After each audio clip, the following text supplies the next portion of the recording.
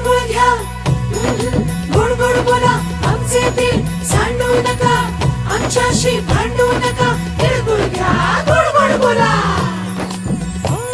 आला संक्रांतीचा सण, पोटी सुखाचं